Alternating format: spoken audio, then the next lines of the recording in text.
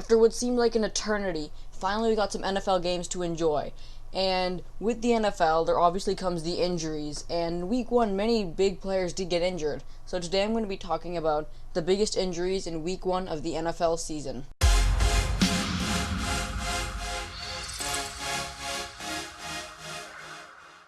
What's up, everybody? It's AC Analysis, and today I'm going to be talking about the biggest injuries that happened after week one of the NFL season. So remember last video that I made? I told you I was going to start posting videos once every 2 days.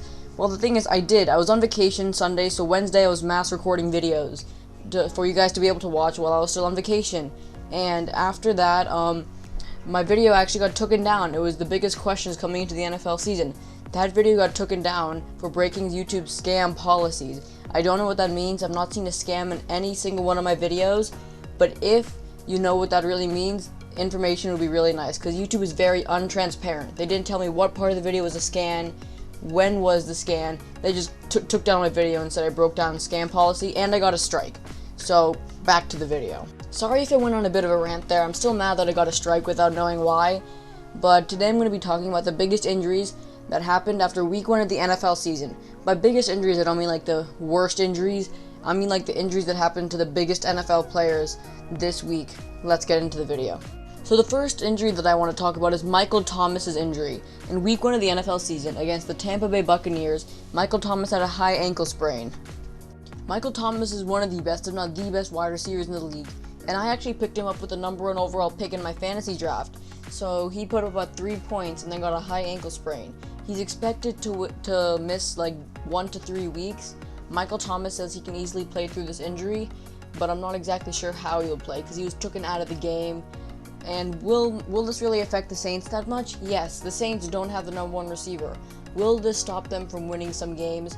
Maybe, but the Saints are still the Saints. As they got Drew Brees, they still got Kamara. So losing Michael Thomas will hurt them, but they still will be able to play really well with him.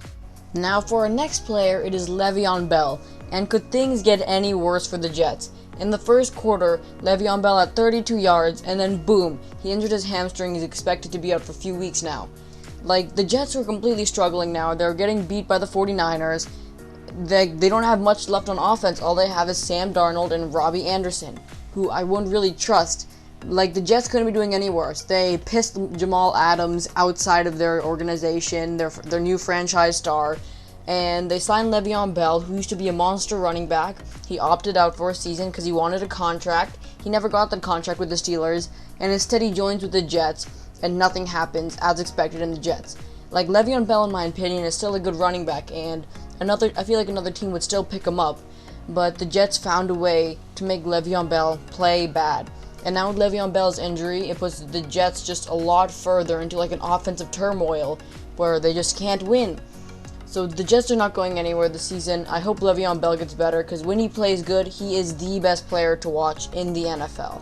So now the next big injury in our list is an injury that I know did not really happen in week one of the NFL season, but it's a big enough injury to the point where I feel really comfortable addressing it in this video, and that is Von Miller's injury. Von Miller in training camp broke his foot, specifically the part of the foot around the toe, and he's expected to miss 3 months to the entire NFL season. And to every Bronco fan, this is a big stab in the gut. The Broncos looked like a really young team. Their offense had Courtland Sutton and Drew Lock, and they looked really ready to win. And their defense were really young, with young players like Justin Simmons, and Von Miller was the veteran leader on their team. Losing Von Miller, I don't see this team really making it to the playoffs, because this team is in a very, very difficult division. So with Von Miller being out, I see them still being able to win games, but it's going to be very difficult for them to make the playoffs with such a tough division. So this Von Miller injury is a real stab in the gut to all Broncos fans, and a relief to anyone in their division. Of course, only time will tell if this injury really hurts the Broncos, because I'm recording this video on Monday. It's going to be out on Tuesday, and by that time Monday Night Football would have already been played. The Broncos will be playing the Titans. So I have no idea how the Broncos will be able to play, but if there's any team in which they really need to showcase how good their defense is without Von Miller, it would be the Titans. Now the final big injury on our list will be Kenny Clark's injury. Kenny Clark in week 1 of the NFL season against the Vikings had a groin injury and is expected to be out for not that long, maybe 2 weeks at most, but they really don't know much about the injury, or at least we don't know much about the injury.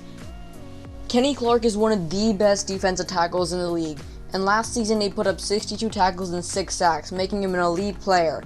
And even though he got injured in the first half and only got 2 tackles, the Packers still had a blowout win 43-34. So will the Packers be really hurt too much by this injury? I don't think so. Is it a big injury? Yes. Will it hurt the Packers? Yes, but I don't really feel like they will lose some games because of the fact that Kenny Clark was out.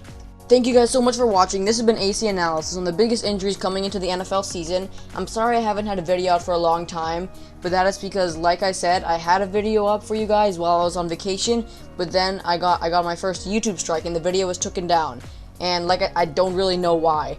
But I'm going to be posting videos once every 2 days, but a little bit of a schedule change. Those videos will be coming out at around 5 to 6 p.m. because my school has started back up.